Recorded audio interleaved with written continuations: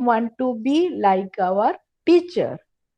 We want to be like our priest. We want to be like a hero. We want to be like our best friend. These are the situation, or these are the people who influence our behavior, or who change our behavior, who has the capacity to change our attitude. We get influenced by these people also. So who are the agents of social influence? Who are the people, or who are those who change our thought, our feeling, or attitude? Everyone cannot change our thought, feeling, and behavior. Only a few, as described, the majority or the major group, the experts, they have the capacity to change us. So who are the agents? They are actually a majority group or individual whom we value more. The social norms also changes us. Our social roles, the roles we adopt, also changes us. Suppose you are an easygoing, leisurely person, but when you are assigned a particular responsible role in the society, you try to change your thought, behavior, and everything. A girl's behavior and a girl's behavior before marriage and after marriage, or a girl's behavior,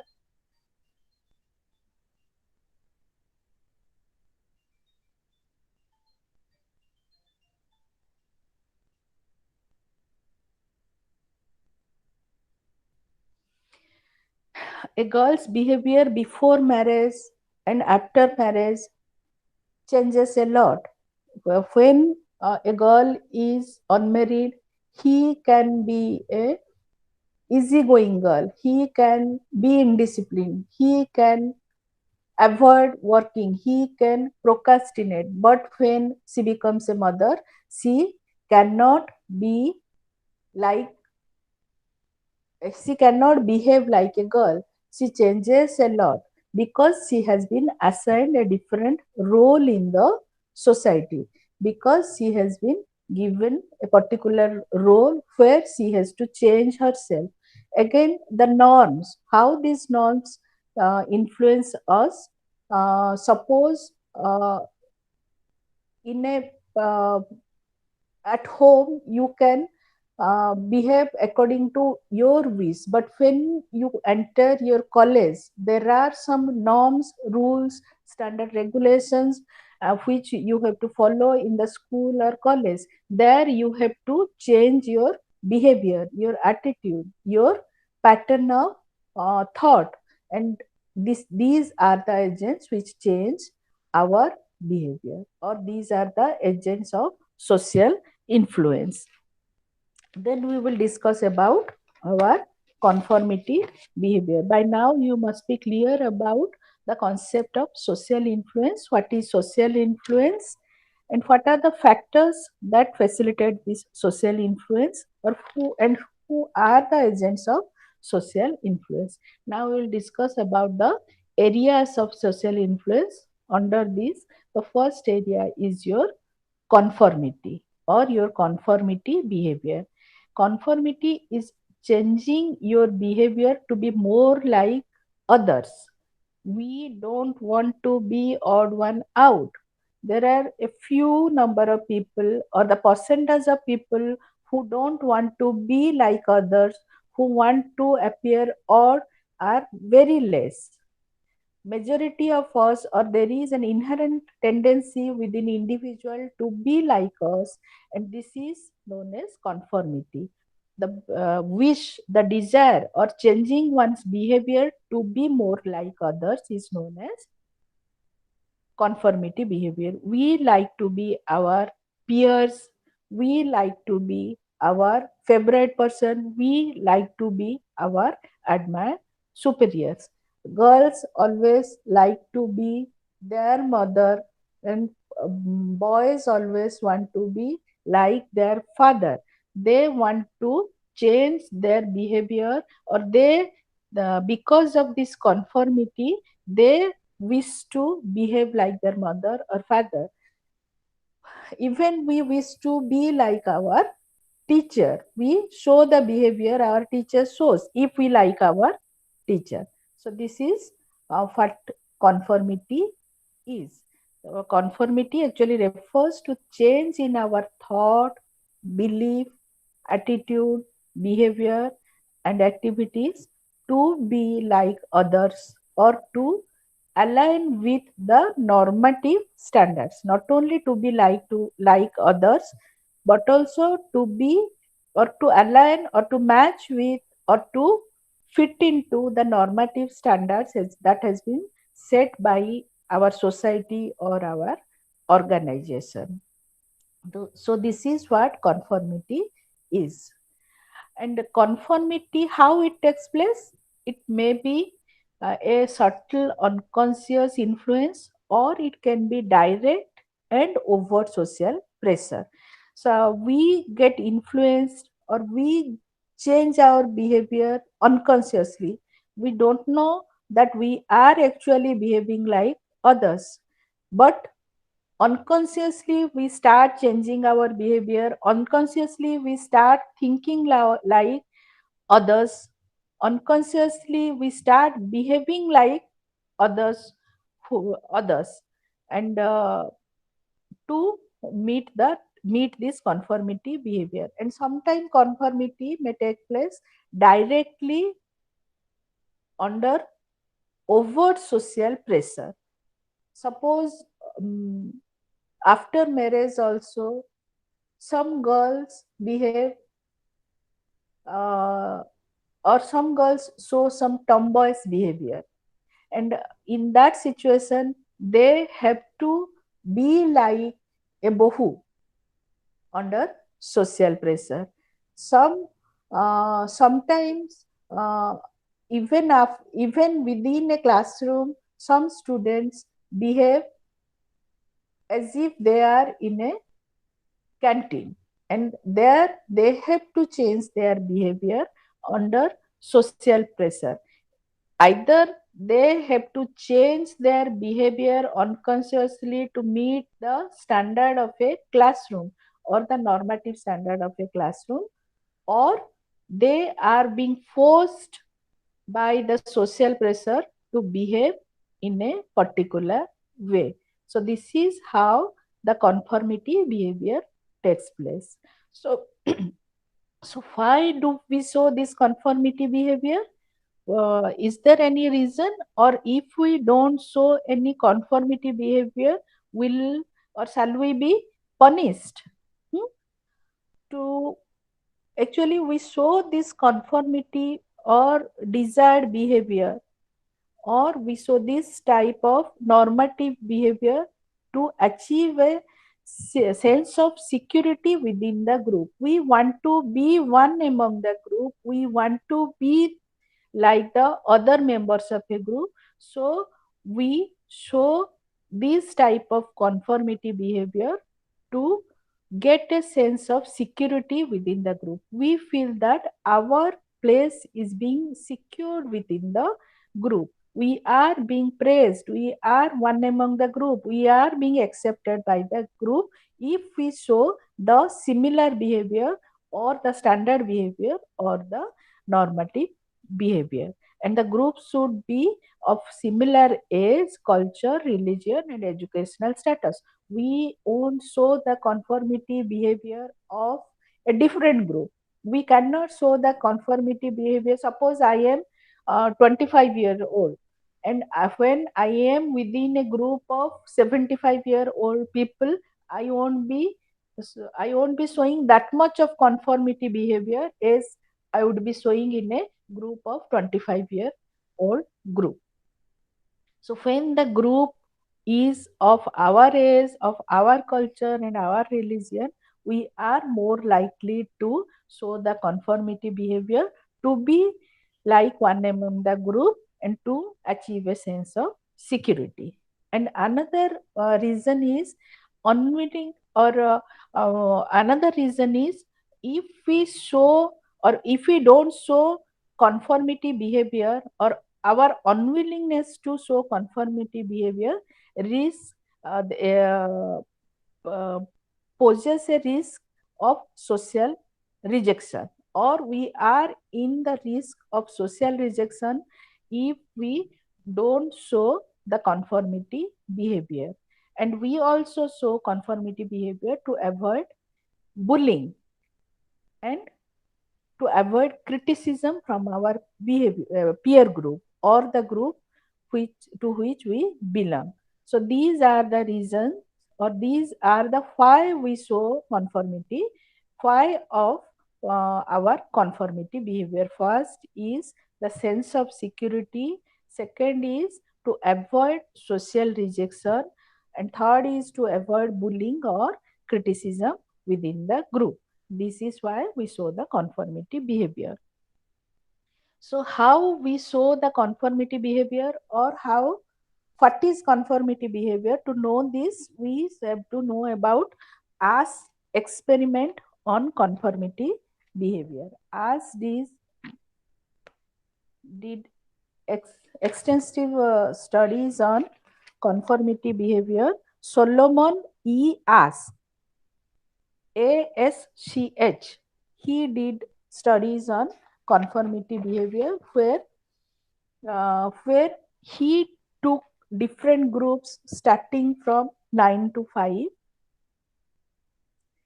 and within that group, one except all were confederates, or the people who know about the experiment, and each member of the group was given a standard line and some other lines to be compared with the standard line, and he has to say whether these lines are greater or smaller, or larger or smaller than the standard line. So what he did, in a group of 9, one except others were confederates. So suppose we take the example of a group of 9, where 8 people were confederates and one is the subject who will be tested about his or her conformity behavior. So as gave some lines and a standard line to be compared, and all of the 8 of these confederates gave a faulty statement about that line. Suppose the standard line is of 11 centimeters, and the options ranges from 4 to 11, and they opted a smaller line compared to the standard line, or a larger line compared to the standard line. These were the statements given by the confederates. And while testing the subject also gave faulty statement. He didn't give a accurate assessment of the standard line in all the trials, as he saw other confederates or other members of the group. The subject didn't know that they are the confederates or they know about the experiment.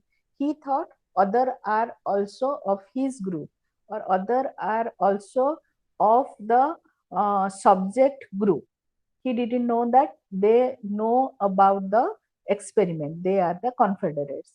And he is being influenced by the statement. He is being influenced by the response of the 8 people in his group. And he gave faulty statements or faulty responses. Even in one of the trials, he said a 11 centimeter long line is equal to a 4 centimeter line. This is the degree of conformity. This is the degree of influence where the difference is clearly visible.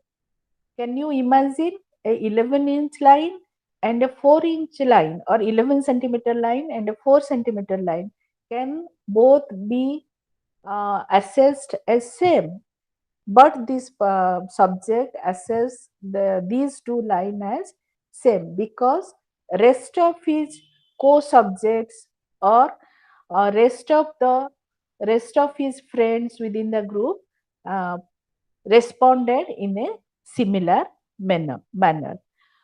So, so this is what conformity is as found by as experiment. So when asked why he responded in such a way, the person said that he might have missed something that others have noticed. That's why where eight of the people are responding in a particular pattern, or they are giving a particular type of statement, though it is a faulty statement, he cannot dare. He thought he has missed something, or he has some problem within himself, that he is seeing the lines as different. And another thing is, he thought that it may be some optical illusion on his part, which others are not affected by, or others are not having that type of optical illusion as he is having. So he went with the reply, the response of other eight within the group. So this is how conformity takes place. Now all of you must have got some idea about the conformity behavior. So even we also saw some type of conformity behavior. You take for example, tomorrow I ask you to start the class at 7 a.m. tomorrow. Most of you won't be ready at 7 a.m. tomorrow. But if now uh, there are eight participants in this group. So if six of them agree to be present at 7 a.m., the rest two will definitely say yes, even if they won't get ready by, or they at any condition they cannot get ready, or they cannot attend the class at 7 a.m., but they will agree, just to show the conformity behavior. Hmm? And even at some times we don't uh, agree. Now take the example of this pandemic, this corona pandemic. So all of us are following the social distancing rules, though we believe in it or not.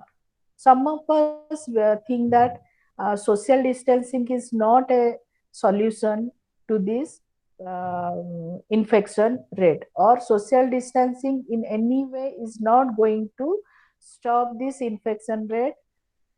Still, we have to follow, because government is directing us, and we show conformity behavior, or we are forced to show conformity behavior.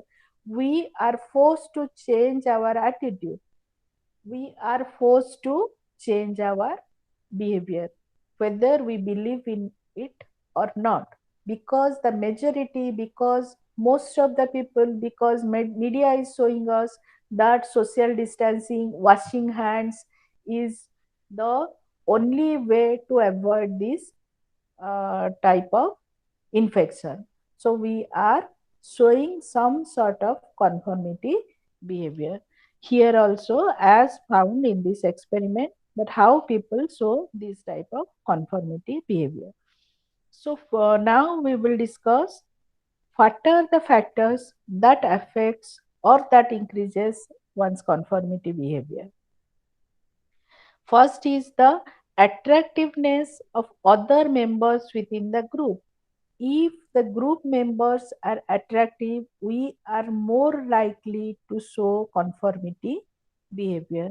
If we don't like, or if we are not convinced, if we are not attracted by the members of others, by the other members within the group, we are less likely to show conformity behavior.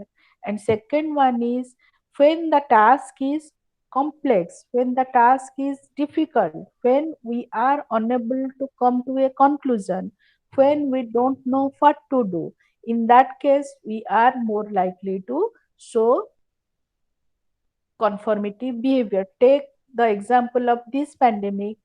When we are asked to maintain social distancing, when we asked to wash our hand repeatedly, we try to follow these things, or we try to show conformity behavior, we try to show conformity thoughts, we change our attitude and we are behaving accordingly, as we don't know what is the actual cause, or we don't know how to control it.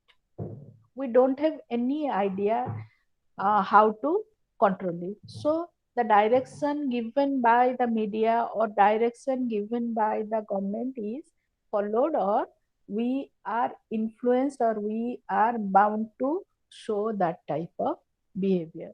If we are clear about the mode of infection, or how it is getting transmitted from one to another, we would have never followed this one.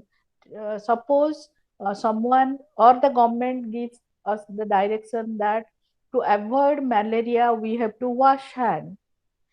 We already know that malaria is due to mosquito bite. There is no role of washing hands, there is no role of getting socially distanced. So we would never have followed these social distancing or hand washing like things. As the situation is clear, we know what to do and what not to do.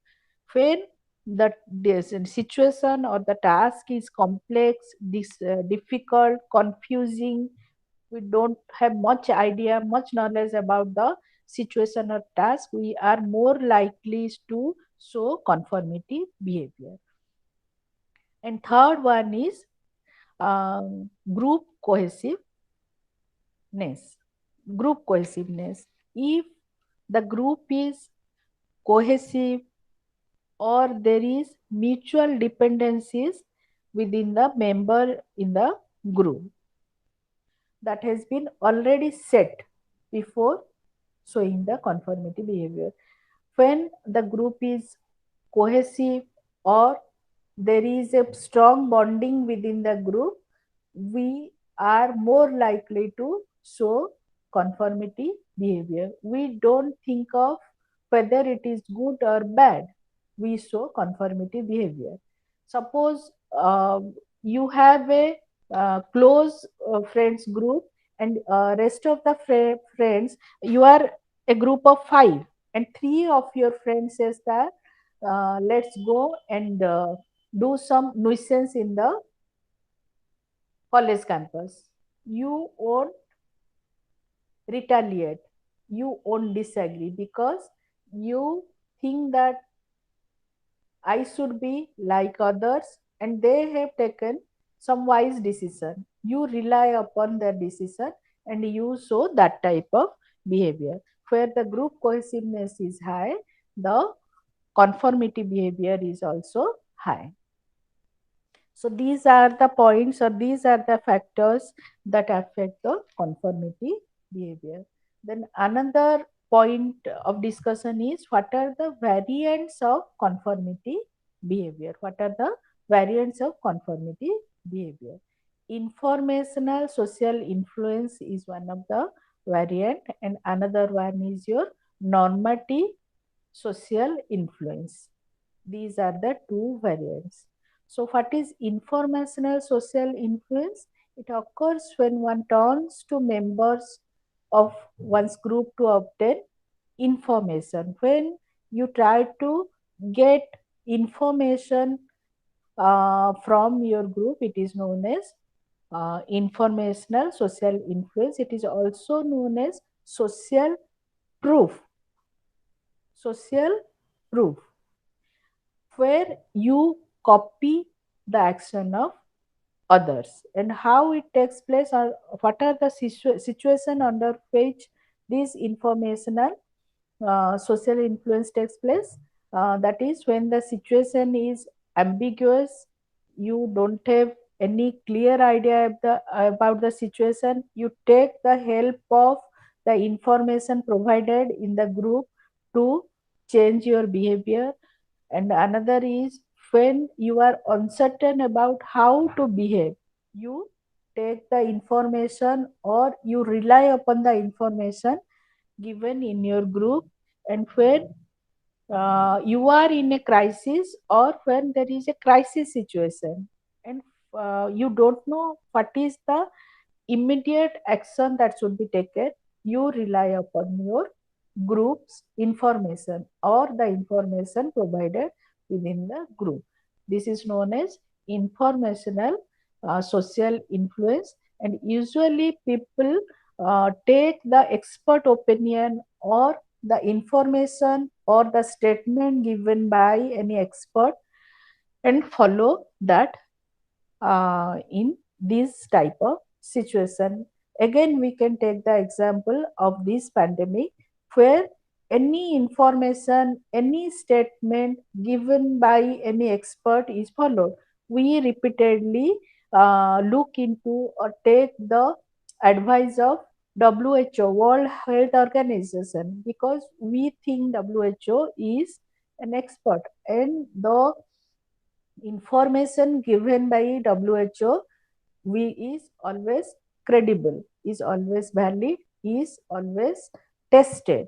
That's why we follow the information given by WHO. And here we can, the whole world as a group, because the whole world is facing or is undergoing the same crisis, or the whole world is going under this pandemic situation. And here the situation is ambiguous and we don't know and we are not certain about our behavior, how to behave in this situation, and we don't know what immediate action is required.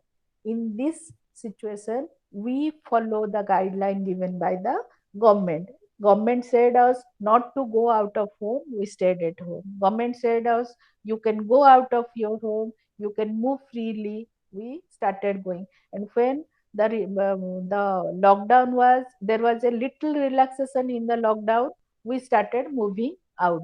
We thought that government has given us direction to move freely, roam freely in the market, and we started moving in the market. We could not realize that government has given relaxation to do the necessary works, not to roam around with friends, not to have fun with friends in the marketplace. So this is informational social influence. We try to get information from some expert person within the group, or what information or statement or what directions the group is giving to change our behavior. This is a type of conformity. And another one is your normative social influence, where we conform to be liked or accepted by the members of the group. This is also known as public compliance. Doing so, or saying or believing something without, or doing or saying something without believing it, though we have a different belief, though we have a opposite opinion, we behave or say the behave or say the opposite statement of our belief is the normative social influence. Why we say the opposite of our belief, or why we behave opposite to our belief, is only to be liked or accepted by the members of the group. Though we believe that praying God won't help us in this situation, we start praying with our friends because we don't want to be odd one out. We don't want to be rejected by our group member. We always want to be liked or accepted by our group.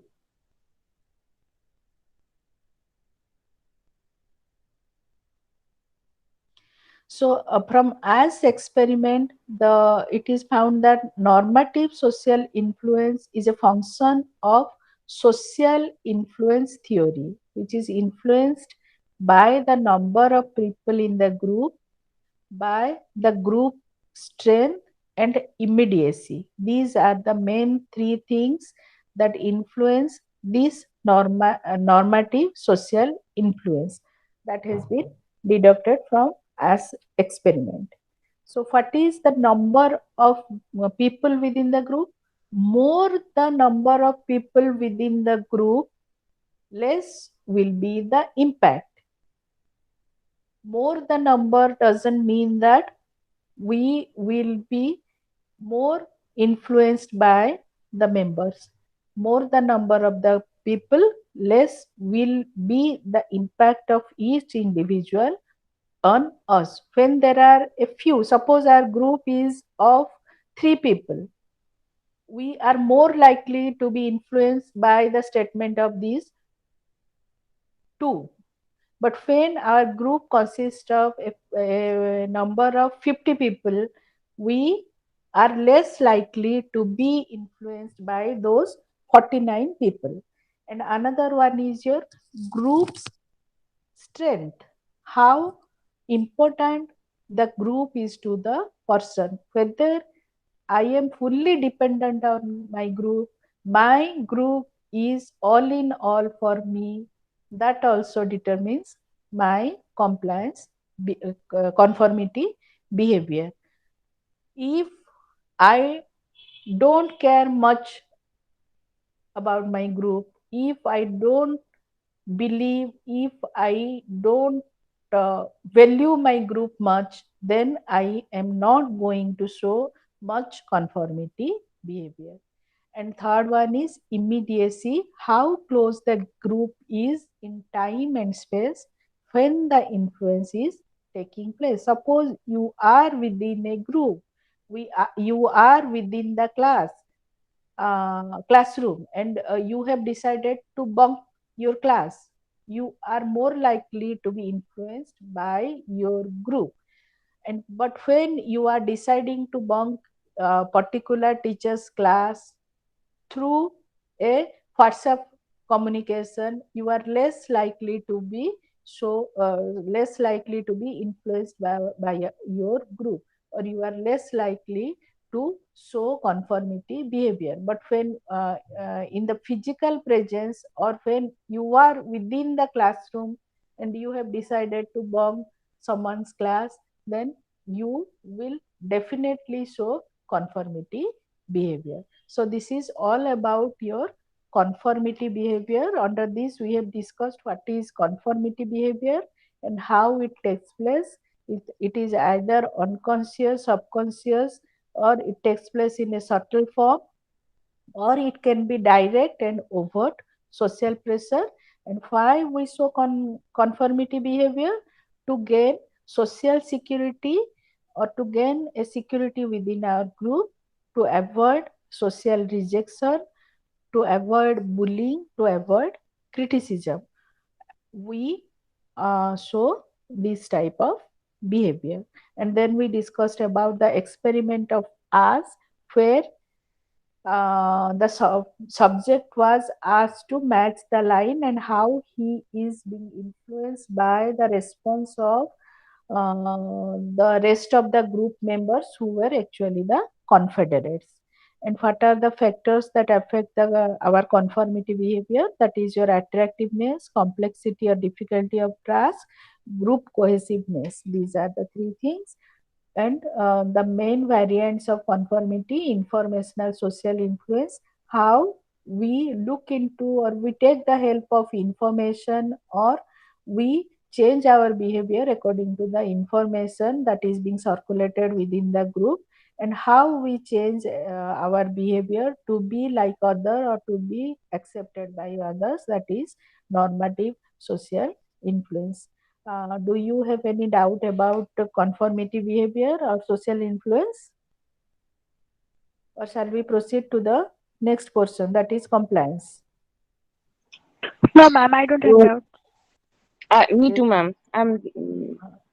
Okay, let's go to compliance. Give me 1 minute wait. Sure, ma'am.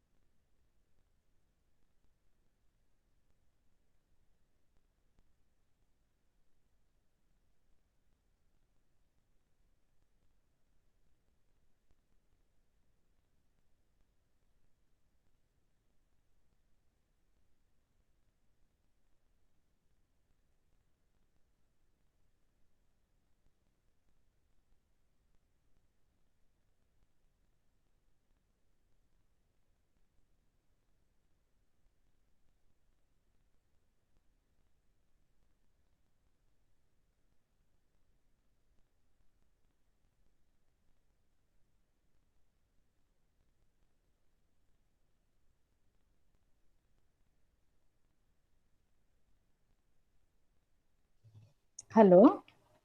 So, who are the new participant today?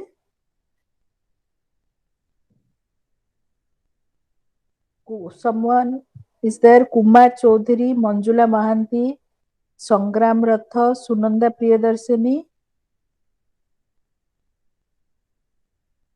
Hello. They Yes, have ma'am. who is this? Manjula I'm Mahanti. yeah, ma'am. You Manjula were there Mohan. yesterday? Yeah, yeah, I'm there. I was there. You were there. And some Diplo Purbaloki, they have just joined this meeting and doing their work, it seems. Okay. Uh, let's discuss about.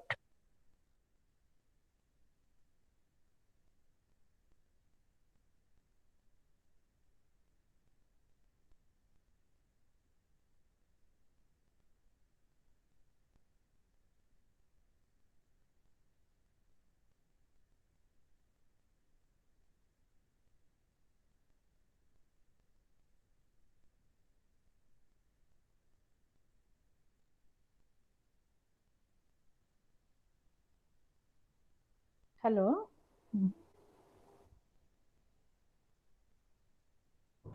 Yes, ma'am. Now you're audible. Ha.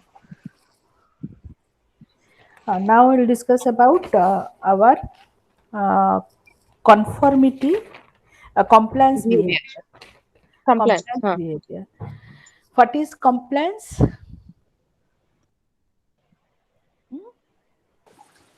It refers to changing one's behavior due to request or direction of another person. It may be due to obedience or something else. Sometimes, while doing counseling, also we change the behavior of people by advising them. I guess that is compliance.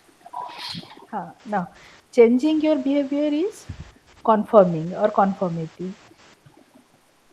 Actually, responding in a favorable way is compliance.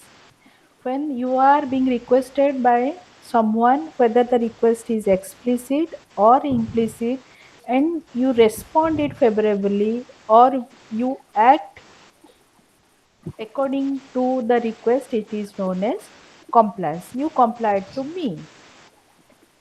When I requested you to mute your mic or unmute your mic, you responded accordingly. This is known as compliance. This is known as your compliance behavior.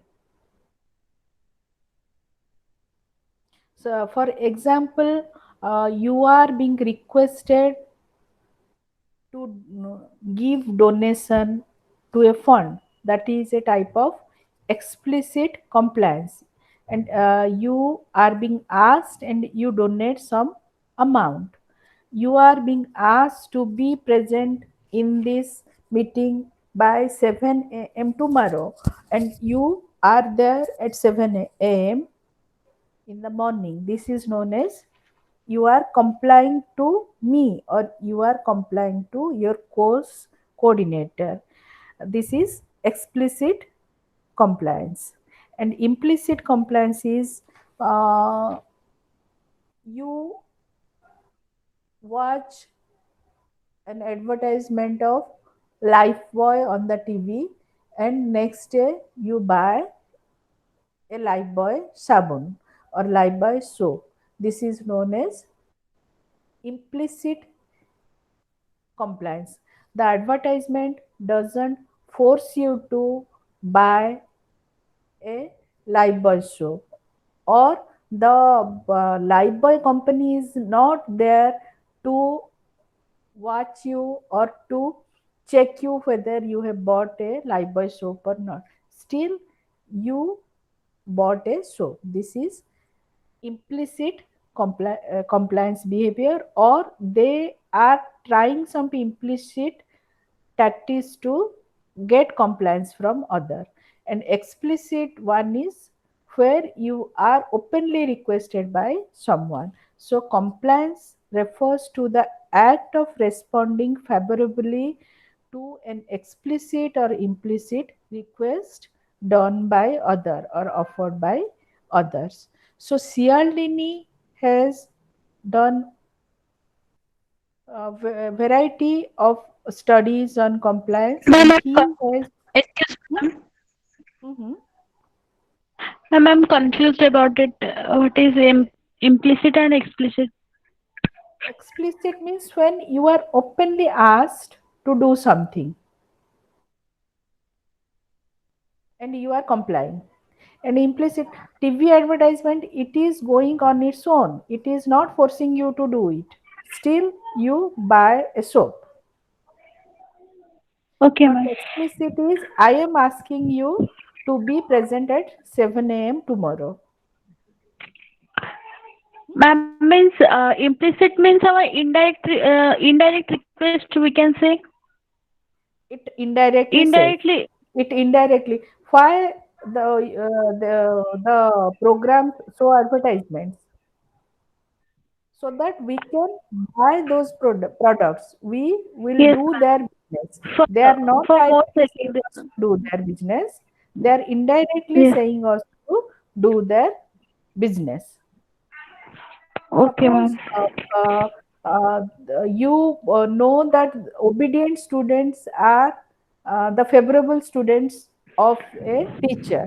That is the indirect compliance request. Those who are obedient, they will be liked by me. But when I say, don't behave like this, don't behave like that, that is the direct compliance I am asking from you.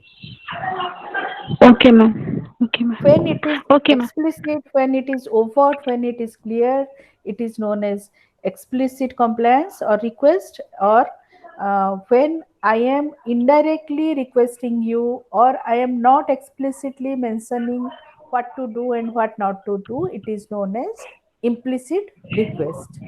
And when you are responding to either implicit or explicit request in a favorable manner, in a positive manner, or you are responding to it, it is known as compliance. Understood? Ma'am, when only we are responding in a positive manner, it could be said that compliance, or It is whether we. compliance. I am asking you to be present at 7 a.m. tomorrow, and you are not present at 7 a.m. But ma'am, when we respond it in a negative manner. It cannot be said That at that compliance. is what I am explaining. I am asking you to be present at 7 a.m. and you are not present at 7 a.m. Are you complying me? Are you responding me? Yeah, ma'am. Huh? No, then No, ma'am. how can it be a compliance behavior? Understood? Okay, ma'am. When you Okay. are responding, responding means in a favorable manner. Yes, ma'am. Hmm? Yes, ma'am. Yes, ma'am. It is known as compliance. So the Okay, ma'am. principles of compliance as given by CLDNE are reciprocation.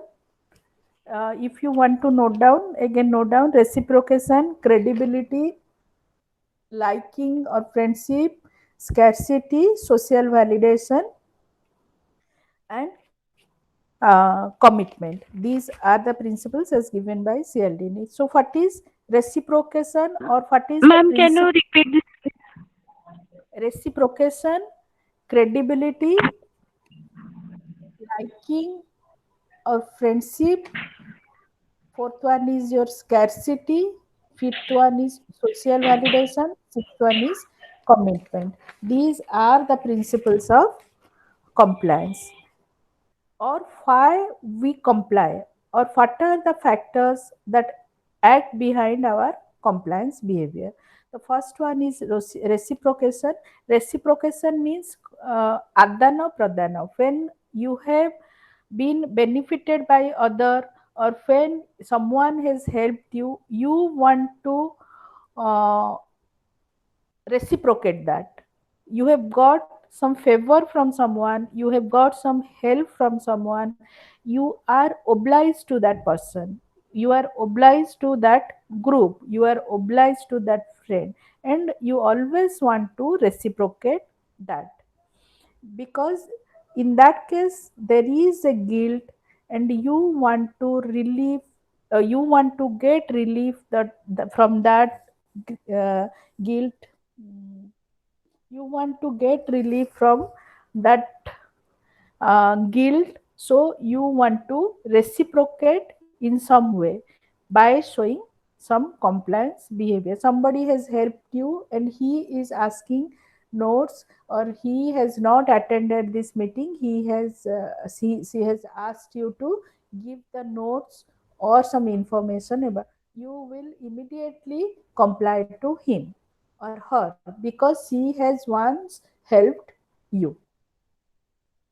So this is what reciprocation is.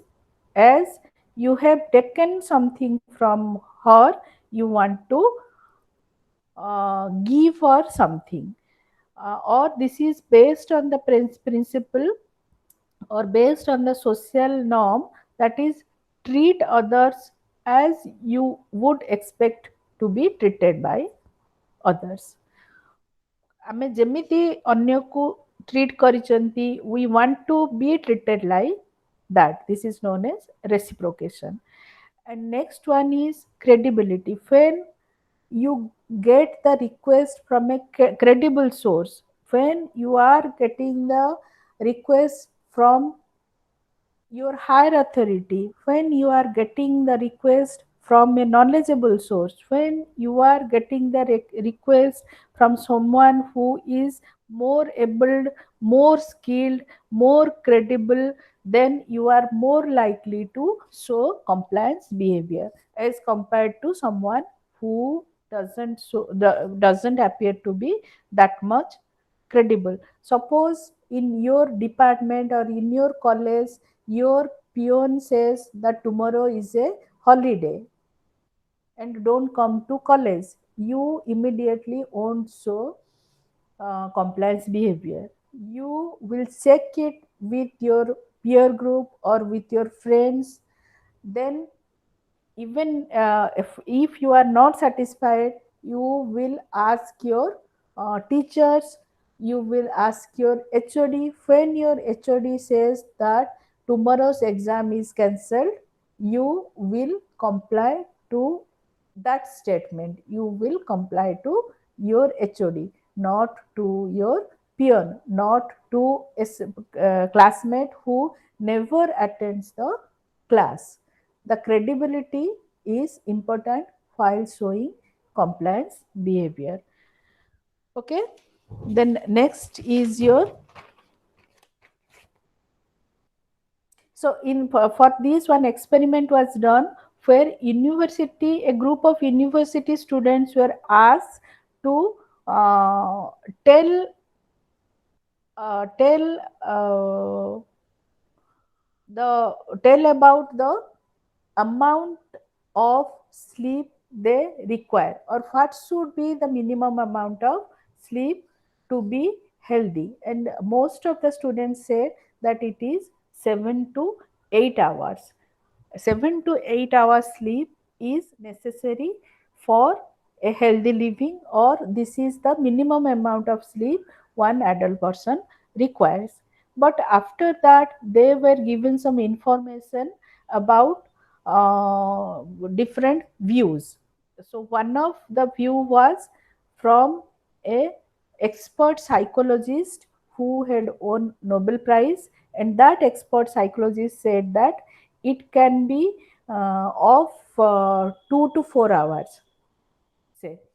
And another information was from a YMCA instructor who said that it is 9 to 10 hours. And after getting that information, when they were asked about the minimum amount of sleep one adult person requires, they went by the opinion of the expert psychologist, because here, while comparing an expert psychologist and a YMCA instructor, they felt the expert psychologist to be more credible, and they changed their view. They complied with the opinion of the expert psychologist because they felt him as more credible. So how credibility works in showing compliance behavior. And third one is liking or friendship. We are more likely to show compliance behavior to whom we like more because of social exchange theory. Social exchange theory is basically about the exchange in any relationship, or the cost benefit analysis of any relationship is known as social exchange theory. If the cost of relationship is higher than the reward, so more effort is required to reciprocate the relation, and the relationship becomes heavy on us, and we are less likely to continue that relationship. Suppose you have to give much effort to continue your friendship. You have to give more help, you have to spend more time, more money on a friend, but the benefit you are getting is always less. You are not going to continue that friendship, and we are more likely to comply with a person whom we like more, or where there is a balance between the cost and benefit. We think that we become friend with someone because of simple likingness, because we are being impressed by him. It is never so. We always um, we always analyze the cost and benefit unconsciously or subconsciously. If the cost is more, then you are not going to continue that relationship. If you like a friend who is too notorious, who is too mischievous, who does different type of criminal activities, and you are being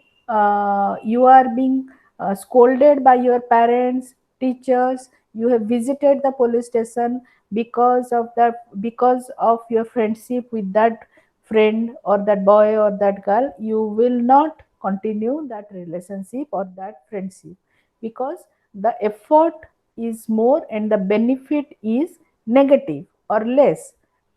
That is the social exchange theory. So according to this, we are more likely to comply with a friend or with a person whom we like more. And the fourth one is scarcity. How scarcity uh, modulates our compliance behavior. When we feel that something is scarce, or something is not available in enough amount, we are more likely to have that one. This is the concept used by the marketing companies as limited edition. We never want to be left alone without any item. We want to have everything.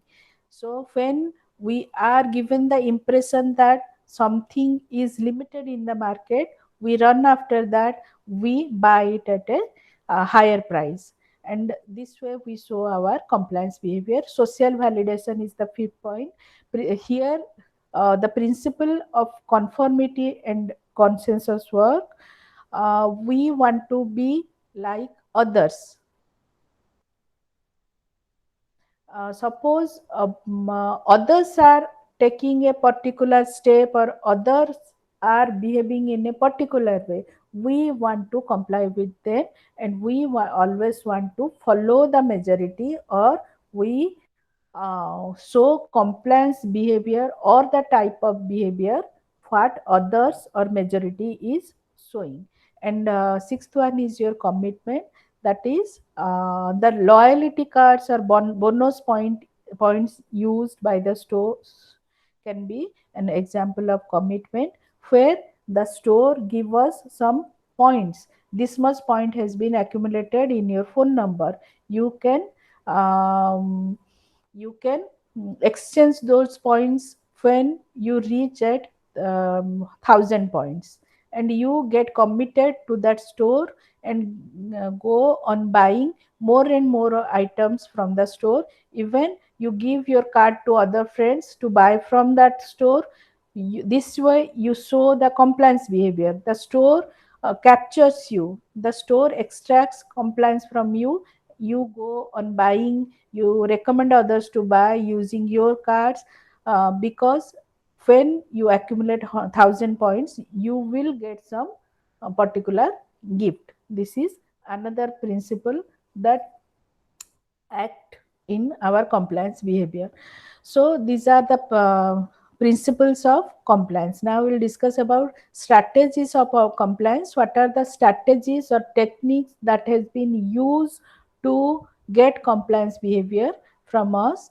So these there are basically 4 points that is given in your book. One is foot in the door in the face, foot in the door technique, door in the face technique, low ball technique, and ingratitude technique. I have added one point, reciprocity technique. So foot in the door technique, this has been developed by Friedman and Fraser in 1966. Friedman and Fraser.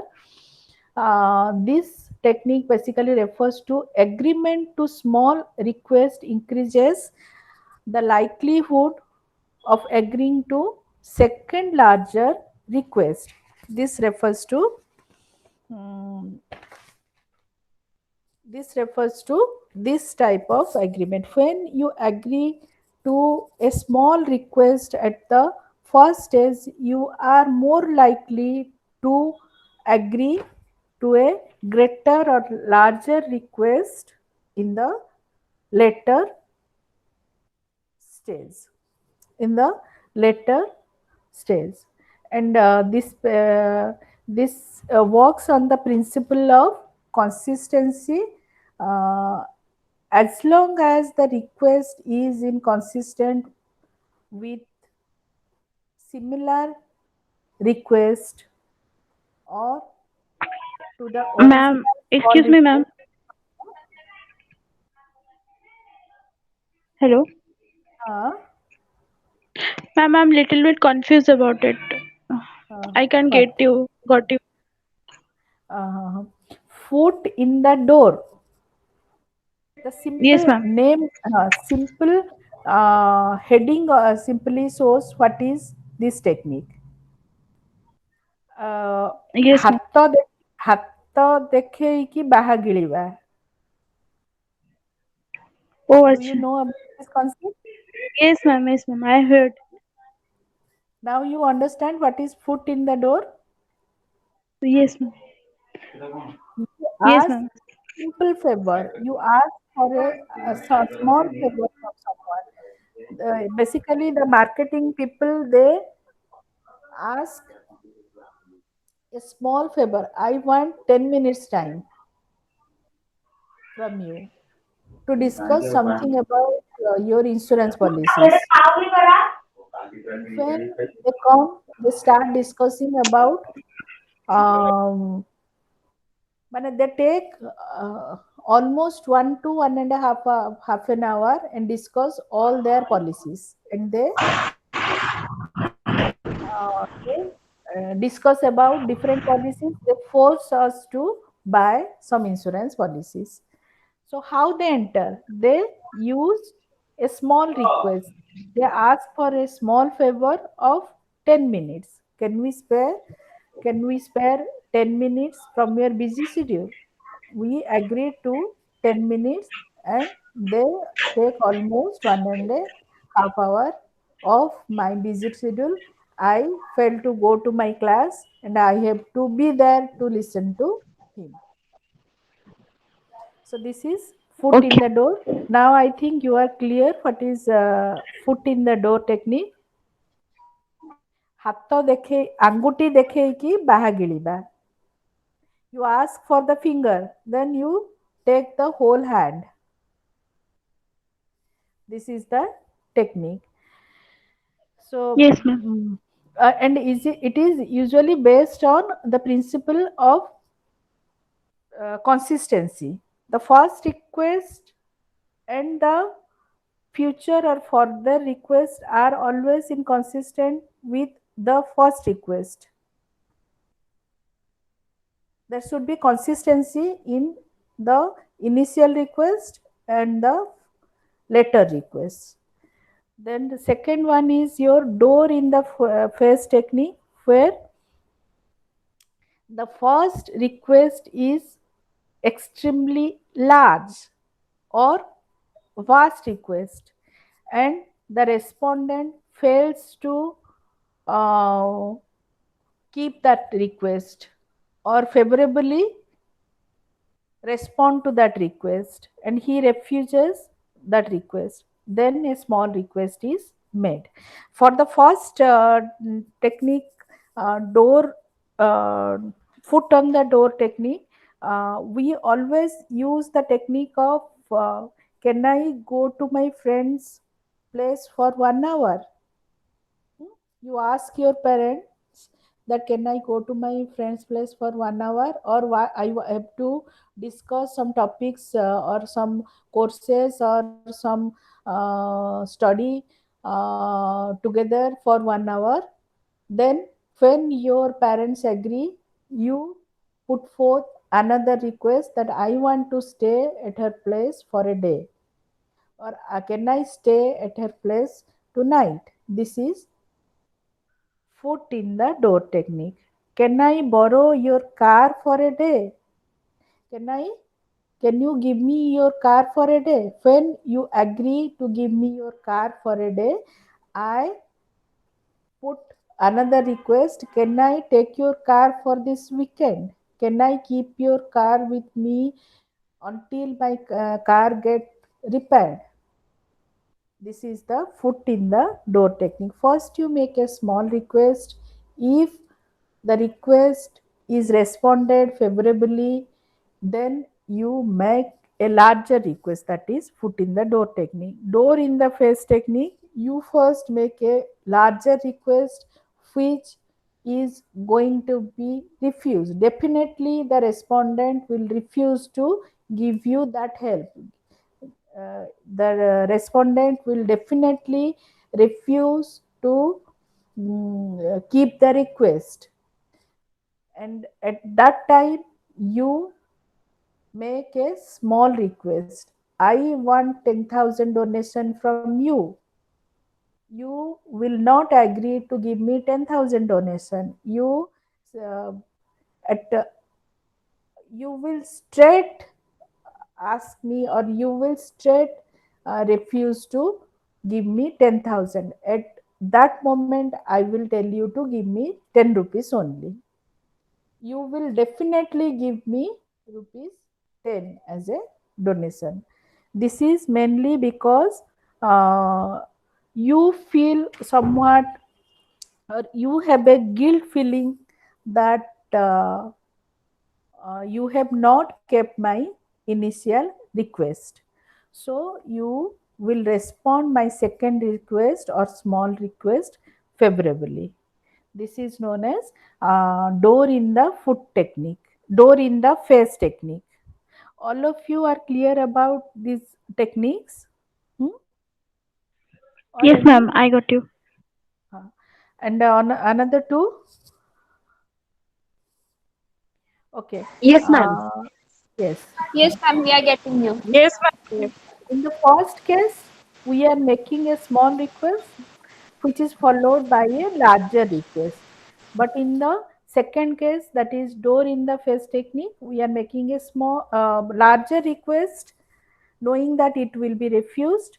Once it is refused, we make a small request. Then third one is your low ball technique. This is often used by the marketing companies where while launching any product, they sell it in a smaller price. They sell it in a very less price which we can afford to buy, or even if we don't want that item, we buy that item because of its low price to test it. We want to know something about a new product. We have a tendency to get a new product, and as it is less costly or as it is cheaper, we buy it. Once they uh, we get attached to that thing, they immediately rise the price, as used by Geo company. Geo company first launches its product at very low price or throwaway prices. We get used to that for after using it for a few months or few days. Once we get used to it, it changes its price. This is the low ball technique. And fourth one is ingratitude. Ingratitude, it involves gaining approval from the target in order to gain compliance, where we try to get approval from the respondent. By presenting ourselves in a positive way to the people we want to persuade. So, by being more likable to the target, we try to get compliance. And this has been developed by Edward E. Jones. And the techniques of ingratitude are complementary, complementary other enhancement, conformity in opinion, self presentation in a favorable way, modesty, expression of humor, uh, showing dependency, and name dropping. How we get compliance? We get compliance by becoming a good person in front of others, and or from the target person from whom we want to get the compliance. And this can be done by using some compliments or flattery to impress that person. Suppose someone has come to sell his policies to you or his product to you, and he tried to he says different compliments to you, he flatters you, he says good words about you, so that you will show compliance behavior by buying his product.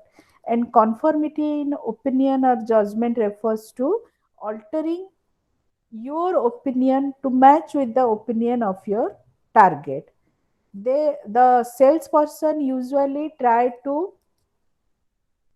conform to your opinion. He changes his judgment, his opinion to match with you.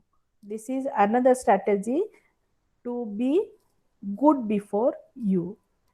And presenting yourself in a favorable way in front of the target is another process of ingratitude, where your salesperson try to present himself in a positive way, favorable way, in a way that you will like. Another is by showing modesty, your salesperson extract compliance behavior from you by showing some humorous words, some humorous behavior also. The person extract compliance from you. Then by name dropping, by repeatedly saying your name, by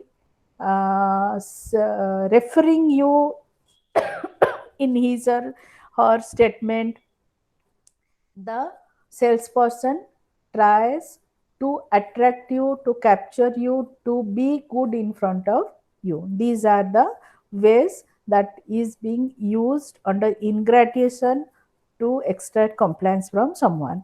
Then fifth one is your reciprocity.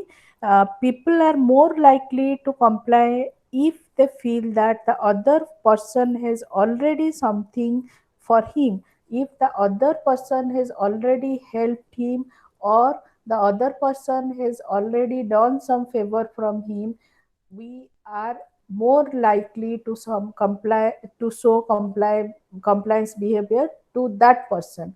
We are more likely to show compliance behavior to a person who has already helped us, who has already favored us, who has given us something. We want to reciprocate that by showing compliance behavior. So this is about your compliance.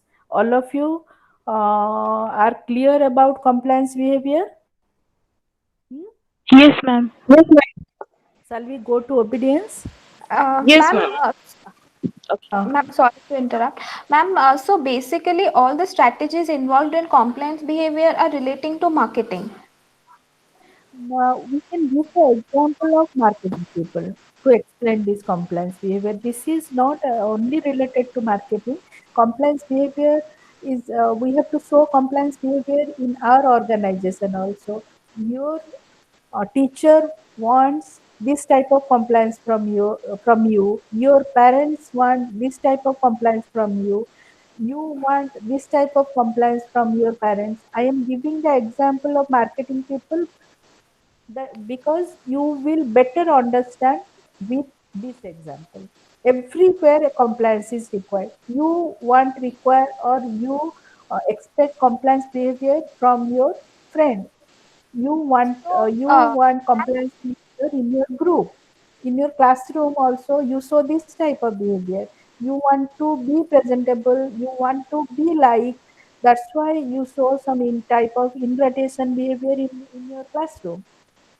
so ma'am, basically You it is all about how we convince people in order to do our work. Or exactly yes, ma'am. how Thank you, to ma'am. do your work or how to agree to you, Yes, ma'am. how you can make others agree to your opinion, how others use these tactics to get compliance or get persuade us, convince us to follow them, or how we follow these techniques to get agreement from others is known as compliance. Thank you, ma'am. Compliance is simply obeying the request of other, or not obeying, responding favorably to someone's request. Yes, ma'am. So it happens in all spheres of life. I have given you the example of marketing people because it is easier to understand. Yes, ma'am. No, ma'am, I got you. Thank you, ma'am. The next is obedience. This is the another field of your uh,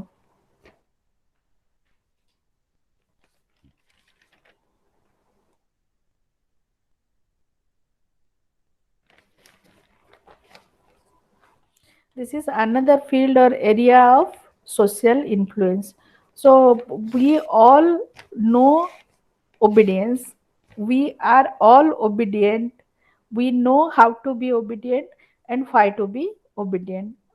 Nothing much is required to explain under this, but this is a form of social influence when one acts in response to a direction or order given from another individual.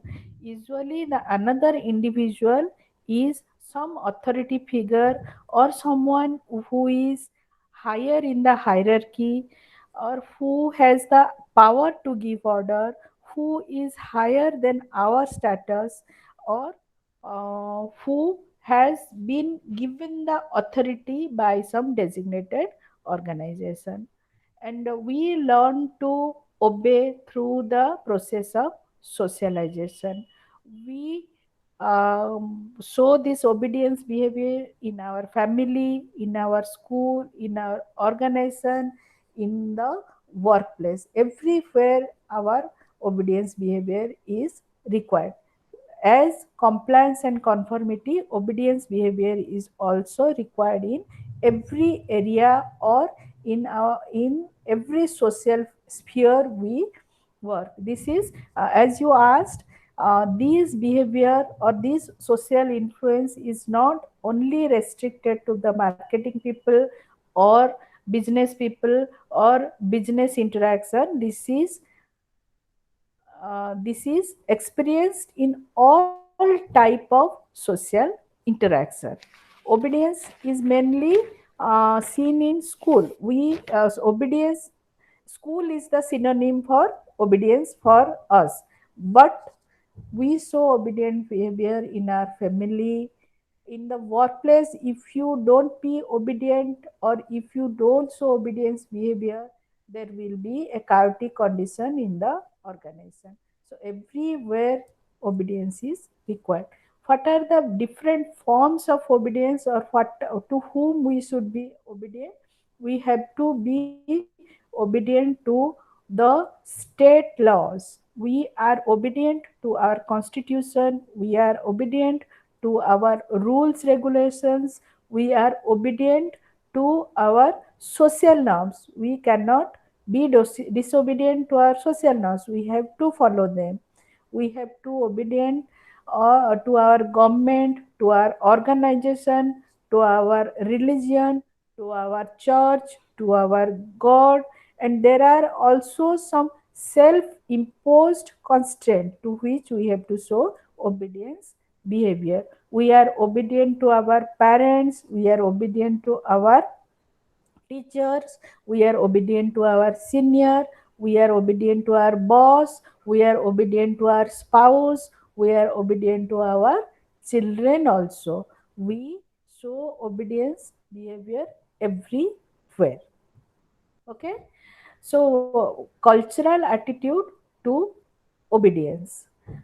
There is culturally we are tuned to show obedience behavior because we perceive obedience as a virtue, or in almost all the culture obedience is viewed as a virtue. A person who is obedient is always viewed positively, or is always assessed positively, or is always liked by others.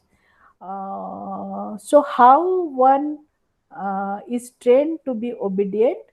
One is trained to be obedient through the process of socialization, basically through different mm, learning techniques. Different learning techniques we learn, or we show obedience behavior. From our very childhood, we have seen our elder brother, elder sister showing obedient behavior to our parents. We we have seen our parents being obedient to their parents or our grandparents. So through the process of socialization, our parents have also taught us how to be obedient to our teacher, how to be obedient to our elders.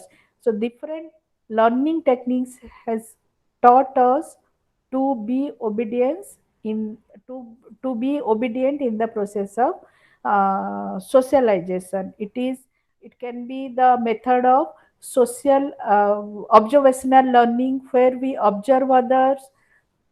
It can be through the method of classical conditioning. It can be through the method of operant conditioning, where showing obedient behavior is always rewarded and not showing obedient behavior or being disobedient is always punished.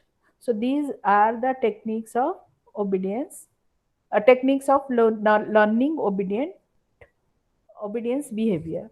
Then what are the experiment of why we show obedient behavior? We show obedient behavior to get rewarded, to get rewarded, to avoid punishment or any type of negative consequences or to get criticized. We always don't want to be criticized.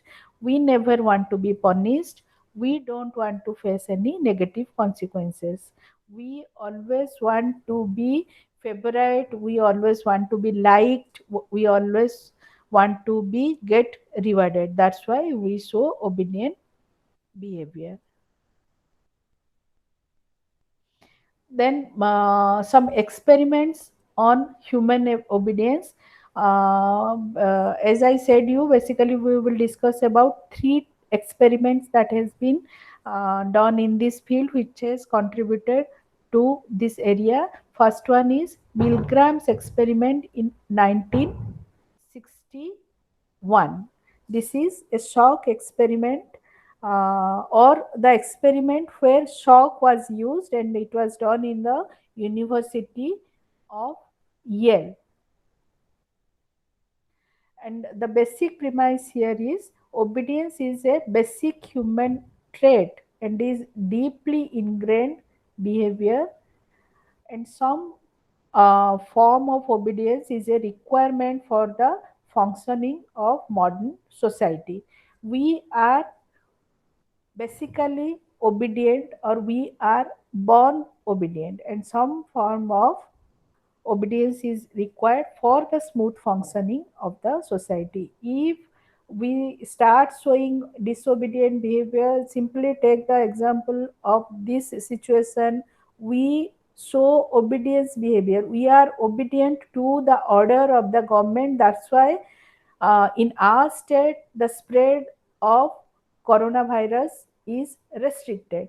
We, if we disobey the government direction, if we disobey the rules of government, we would have in the position of Mumbai. Though they have followed or they have shown obedience behavior, other situations are there in Mumbai that has given rise to the number of cases. But for us, we have shown obedient behavior, and which is necessary for the smooth functioning of the society, even the organization. So what is the Milgram's shock experiment? Here there is a teacher and student game where the student is asked to learn some spellings and the teacher takes the test. If the student passes or answers correctly, the next test is taken. If the student fails in one test, he is given a shock as a punishment. This way, the shock may range from 15 to 450 volt with a with 15-volt increment. That means the teacher can increase the punishment 15-volt at one time if the student fails. So here the student is not actually getting the shock, but he behaves as if he has got the shock, or the teacher is allowed to give the shock, but actually the student is not getting the shock.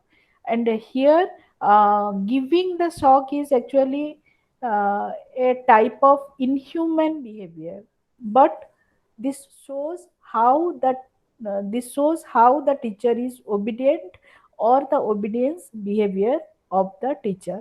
The teacher here is given instruction to take the spelling test of the student and give shock if the child fails to spell correctly. So the teacher goes on giving shock to the child, though it is a type of inhuman, or he is against it, he obeys the order of the experimenter and gives shock. This shows how obedient human being is. And in another experiment, prison, this one is done in Stanford. This experiment was done in Stanford.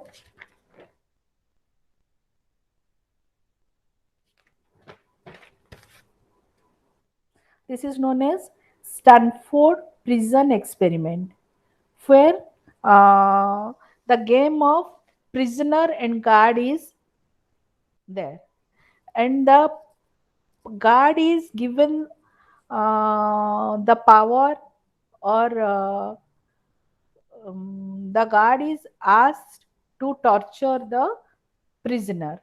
Here there are two groups. One group is the prisoner group, and another group is the guard group. And the authority lies with the experimenter, where the experimenter instructs the guard to punish the prisoner, though it is a inhuman act, though the guard doesn't like it, but he obeys this inhuman act and punishes the prisoner. So this is the Stanford prisoner experiment that was done in 1971, and these two were experiments, or these two were control condition, or these two were designed experiments. So one field experiment was also done to find the obedience behavior in people, and it was seen that this was done in Hoffling Hospital experiment. It was done in Hoffling Hospital, and known as Hoffling Hospital experiment, where the nurses were ordered to administer dangerous dose of a drug, though they know that it is dangerous, it will harm the patient. They administer the dangerous dose of drug to the patient on the direction of the experimenter. So how obedient, or how we show obedience behavior, is shown in these experiments. So this is all about your social influence. This is all about your social influence, or how we show social influence. Okay. So shall we end the class here, or we will discuss in brief about some other topic? Uh, Sita Kansar is there in the meeting? No, No, ma'am. no, he is not there. Okay, well, let's stop here. Yes, ma'am. Okay, I'm ma'am. running Okay, late ma'am. for a Thank meeting. you. Thank you so much, ma'am. Thank you, ma'am. Ma'am, how is your fever? I have taken some medicine last night. Okay, ma'am. Get well soon. Have a good day, ma'am. Thank you. Thank you, ma'am. Thank you.